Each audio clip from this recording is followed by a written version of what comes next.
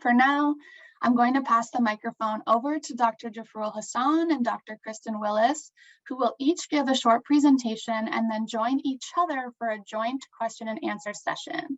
If you have questions for them during their talks, please feel free to type them into the chat and we will elevate them after they speak during the Q&A portion. And so with that, I will turn to Dr. Hassan. Thank you, Sarah. I'm going to actually start sharing my screen. And just give me a cue that it is already on. Great. Perfect. Again, thanks very much. I really like to actually extend my thanks to Catherine Chalfant for inviting me and Kristen Willis, Dr. Kristen Willis, for this segment of the training. Again, I will attempt to provide this overview of understanding the Omicron variant. I'm again Jafrul Hassan.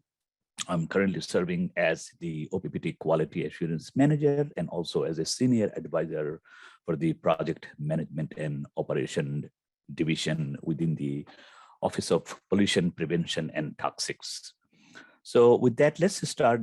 Let me provide you an overview of the talk. I'm going to try to give you an overview of just the background and history of pandemics since 1918. And then, of course, as we come back to SARS-CoV-2, we will share the morphology and how actually do they replicate. Then we'll jump into the vaccine component and how many types of vaccines are there, and also how actually those vaccines works. Then we will, with this background, we will jump onto Omicron and see how actually Omicron is different than others and what are the attributes of Omicron. And of course, at the end of the day, we'll be asking this million-dollar questions, which is, how do we stay ahead of the virus? So with that, let's start with a little bit of history of pandemics. I'm only here providing since 1918. Now, as you can see, there are actually 9 pandemics or epidemics since 1918.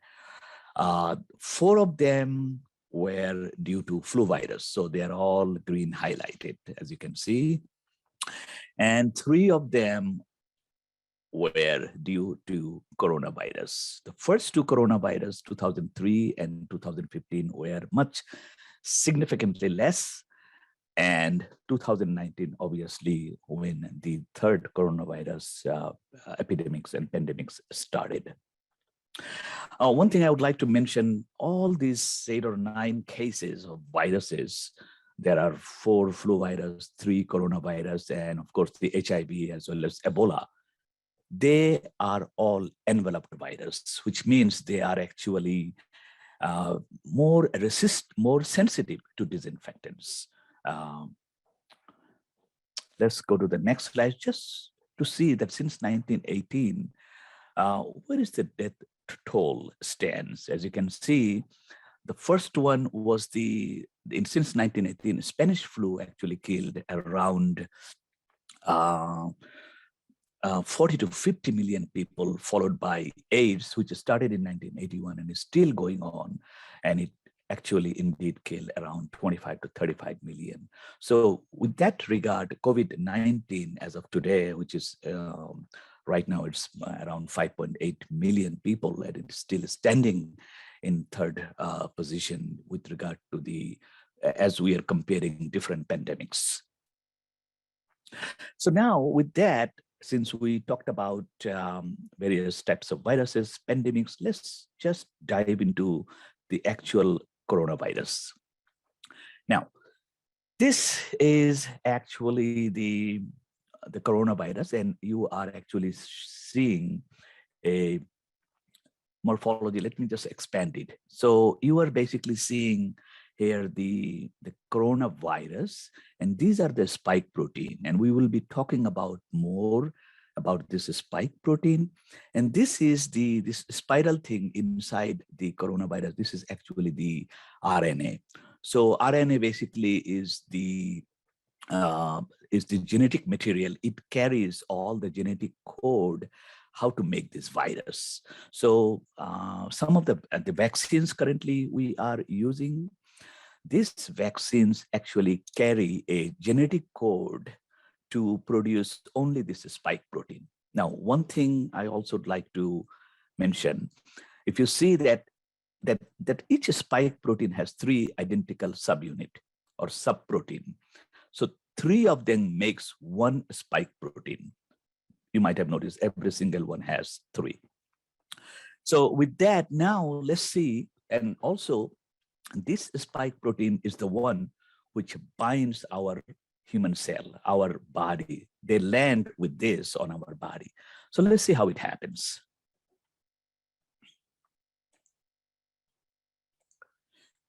So again, as you can see that this is just a cartoon of showing how coronavirus is actually binding to human cell, human receptor, and that receptor is actually known as ACE2 receptor or angiotensin converting enzyme. This is an enzyme system. So this enzyme actually binds, you can see this shape, it actually binds this specific, this spikes. So once spikes lands here, it goes inside our cell. And once it is inside, this mRNA, which I shared you earlier, it actually comes out. Once mRNA is out, they basically takes control of the system, our cellular system. They basically says, hey, you know what? New sheriff is in town, and I am going to be controlling every single thing. And they start making viruses. So let's say one virus enters, the mRNA comes out, mRNA produces, and it go through the replication process, and the outer shell forms, and then eventually they get assembled and they get out of the cell. So one is coming in, maybe thousands are going out. And while this replication is happening, one thing I want to mention, that mutation is also happening, which means, now, when I say mutation, means basically, let's say, changing one amino acid with another. And that mutation could actually happen spontaneously. While from one virus and one mRNA, you are making 1,000 and 1,000 other mRNAs and 1,000 and 1,000 progeny, accidentally and spontaneously mutation could take place, and that's a part of the viral process. So with that, let's now see how actually these vaccines actually works. So now we know how the virus goes inside our body and comes out, but then now see how vaccine actually works. So there are, of course, 2 types of vaccines. One is the messenger RNA vaccines, which is made by Pfizer, BioNTech, and Moderna. And the other one is Johnson & Johnson, or vector-based vaccine, which is also DNA-based. We'll talk about it. So again, so as you can see, I'm gonna actually use the, so this is actually where you have, this is the injection, after you get the injection, where this vaccine is being injected. What is actually the vaccine? It is basically the segment of mRNA, which is encoding actually the spike protein. And it is inside a lipid nanoparticle layer. Lipid nanoparticle layer is just protecting, it's providing a shell, it's protecting this mRNA. So it goes inside, is injected to our muscle cell. It goes inside. And as I said, it basically takes control and it goes through the process. And this mRNA, as I mentioned, it carries the genetic code how to make spike protein. So let's say the spike protein starts making 3 subunit makes 1 complete spike protein, and they keep producing. Once you have enough, then they get out and they actually stay outside of this vaccinated cell. So they are now outside of the vaccinated cell. Once they are outside of the vaccinated cell, that actually creates a red flag for our immune system. Our immune system start thinking, oh, looks like we have some uninvited guest. Well, what do? Well, we are going to be producing antibodies. So this is our B cell. B cell sees this spike protein, which is now expressed outside of the vaccinated cell, and they start making antibodies. These are the antibodies, and they start secreting antibodies. So basically, they start creating a soldiers of antibodies, so that if there is any incoming coronavirus or a coronavirus is about to attack or it is inside our system, it gets attacked by the antibody and get destroyed. So this is just the messenger RNA virus, but let's see what happens with the Johnson & Johnson or the other types of vaccine. So this is the messenger RNA vaccine I just showed. Now let's see what happens with the viral vector vaccines or Johnson & Johnson vaccine. Now, I'm sorry, Johnson & Johnson vaccines, again, I'm gonna actually go to, let me expand it. So in Johnson & Johnson or vector viral, instead of lipid protein layer, lipid nanoparticle layer, you actually have a recombinant adenovirus as a shell. And that contains the DNA, not RNA. So this DNA also has the genetic code how to make the spike protein. So it goes inside through the injection. And once it is inside, it actually at one point, it has to be, the DNA has to be released into the nucleus. This was not the case with the mRNA virus. So there are one additional step. It goes to nucleus and your DNA is now gonna be converted to mRNA, and then mRNA will come out. Once mRNA will come out, it is exactly the same procedure as the messenger RNA. You will have more subunit, and then spike protein formed. They will come out. They will expressed outside the vaccinated cell, and then our immune system will recognize those, and they will start making antibodies, enough antibodies so that they can attack a new incoming viruses. So at this point, now let's see what actually happens with the mutation. As I mentioned earlier, during the replication, mutations happens, and it's actually a normal part of virus life cycle. Now, many of these mutations are inconsequential. Some could be harmful, but some may become advantageous to the virus. And when they are able to propagate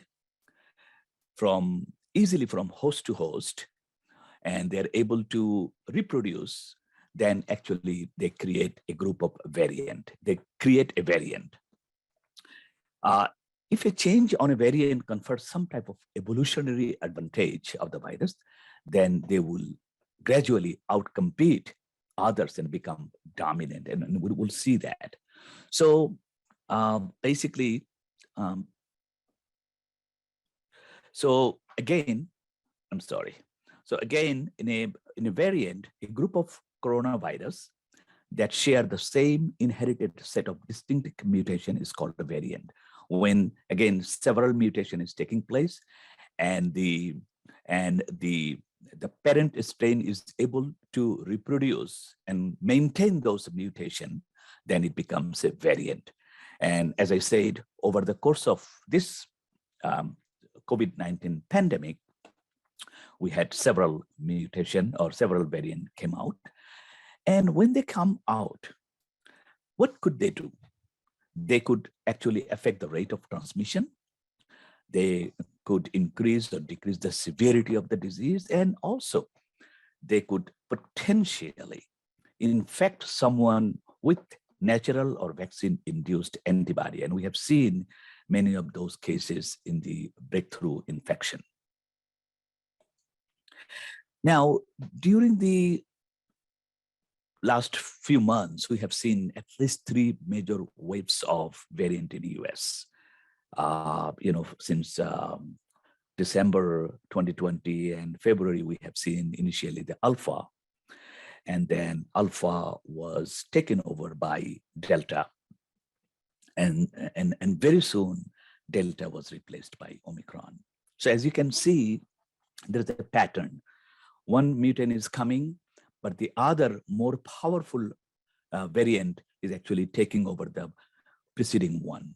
And there is another variant is coming. So the cycle continues, right? We'll talk about it. But again, I just want to share the next slide, which you will be seeing, that it is so unprecedented that in a span of 6 weeks, since the discovery of Omicron variant in the late November, within the month of end of January, it was all over the globe. So that the speed, the way it actually spread all over the globe, that is unprecedented, never happened usually this way. So with that now we created the background of all this information, and now let's do a little bit deep dive with the actual coronavirus and actual spike protein. So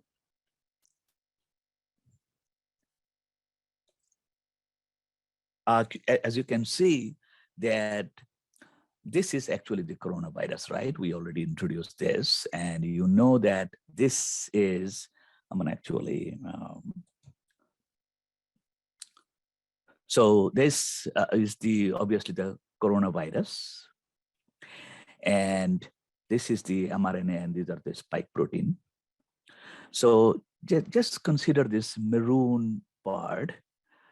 This maroon part of the whole mRNA only represents the genetic code for the spike protein. And if you actually take out this spike protein and put it around the virus, it will look like this. So, and this maroon segment is the portion or segment which carries the genetic code for the spike protein. So let's take this spike protein and take another little bit closer look, and you will see that it has the receptor binding domain. So this receptor binding domain actually is the one which binds on our body. So the question is, if you have a mutation in this area, and when you have a mutation over there, what are the consequences? What would be the result of this mutation? Let's take a look. So if you see that you have seen that we were hit with Alpha, Delta, and then followed by Omicron. And originally, Alpha in the spike region, spike protein only had 10 mutation. Delta has only 9. But look at the Omicron, it has 36 mutation right on the spike protein area. So if you put side by side, this is the last line, is the Omicron, and this is Delta, and this is Alpha. You will see that the number of mutations taking place and how many Omicron mutations are being seen here. And only if you remember the previous slide where I showed the receptor binding domain, the end part of the spike which binds our body, only this has 15 mutations right here. And I will actually, and when I say mutation, basically one amino acid is replacing another one. So when this happens, what does it mean? So let's take another look. So again, this is just an example of a key mutation. And when you have a mutation like this, and this is just as I told you that there were, let's say, 36 mutations, right? But just as an example, I'm picking up 3 mutations just to show what really happens. Let's say in this mutation, which is a key mutation, Y, which is actually a name of an amino acid tyrosine is replacing asparagine or N. These are represented by just a single letter. Y is replacing N. So this is the way Y looks like, and it's now replacing N. Okay, so what happens? Because of this mutation, it provides a tighter binding with the receptor on our human cells, as well as it provides greater infectiousness or greater transmissibility. So this is just one. Let's look at another one. This is another key mutation where A, which is actually alanine, is replacing E, or glutamic acid, another amino acid. So A is replacing E. And look at again, you can see the difference in the shape, right? So when it happens, when this mutation is happening, one of the attributes is you may have potentially less reduction in the neutralization by antibody, or the other way, our existing antibody in our body may not be able to recognize the incoming virus fully. And also, it offers greater infectiousness and increased transmissibility. Now, the third example where N is replacing K, this is N, which is basically asparagine, and replacing K, which is lysine. As you can see, the shape is totally different, and therefore the shape of this spike protein will be changed. And once they are changed, the question is how efficiently our existing antibody will be able to recognize them. So with that, I just want to also share one other slide, which is, while all these things happening, that the rate of transmissibility increasing with the Omicron, as well as the power to partially avoid antibodies is happening. But there is another advantageous situation is also happening for the humankind, which is the severity of the disease is also decreasing. For example, the Omicron has a tendency, it has a higher tendency to bind the upper respiratory tract. And actually, it binds the upper respiratory tract like mouth, nostrils, and throats 70 times more than the Delta. On the other hand, same Omicron binds 10 times less the actual lung than the original Wuhan or Delta strain. So what does it mean? It means that the Omicron is resulting less severe disease than Delta or the original Wuhan strain. Now, with regard to all these things, and if we ask this question, how actually the R naught or the basic reproduction number of a disease is changing?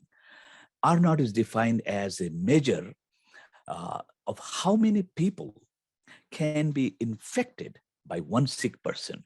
So you have, let's say, one sick person. That one sick person can infect how many? So when it was the original Wuhan strain, it used to infect, one infected person used to infect around 2.5 people.